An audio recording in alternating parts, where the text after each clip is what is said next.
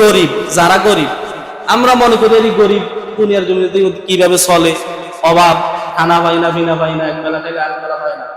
এই গরিব কিয়ামতের ময়দানে, হাসরের ময়দানে লোকের 500 বছর আগে জান্নাতে চলে যাবে। সুবহানাল্লাহ।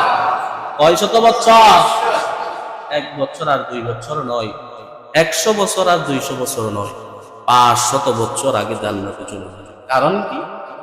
কারণ এই গরিবের কোনো সম্পদও ছিল না, টাকা পয়সাও ছিল না, সে কামাই করছে আর খাইছে আর আল্লাহর ইবাদত করছে।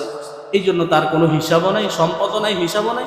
ওই যে বড় লোকের টাকা পয়সা ছিল, কিভাবে কামাই করলা তুমি, কোত্থেকে আনলা, কিভাবে করলাম, এত বড় বিল্ডিং, এত বড় জায়গার মালিক কিভাবে হইলা, এতগুলো গাড়ির মালিক কিভাবে হইলা?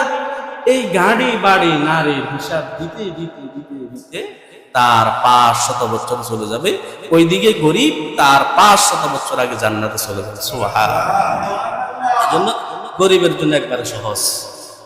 আল্লাহ তাআলা আমাদের প্রত্যেককে বুঝে শুনে আমল করার তৌফিক দান করুন। প্রত্যেককে 5 বেলার নামাজ, নারীদেরকে মহিলাদেরকে পর্দার আড়ালে আদায় করার এবং পুরুষদেরকে মসজিদে। আপনি চৌমনি গেছেন, ঢাকা গেছেন, মসজিদ আছে না নাই? প্রত্যেকটা 5 মিনিট পর পর মসজিদ আছে। আপনি এখান থেকে হিসাব করেন, প্রায় 4-5টা মসজিদ পড়বে। এখান থেকে হিসাব করেন, দত্তপাড়া পর্যন্ত হিসাব করেন, যেখানে যাবেন ওইখানে নামাজের ব্যবস্থা আছে। এই জন্য আল্লাহ তাআলা আমাদের প্রত্যেককে 5 বেলা নামাজ জামাতের সাথে আদায় করার তৌফিক দান করুন। সকল বলি আমিন। আরো জোরে বলেন না আমিন।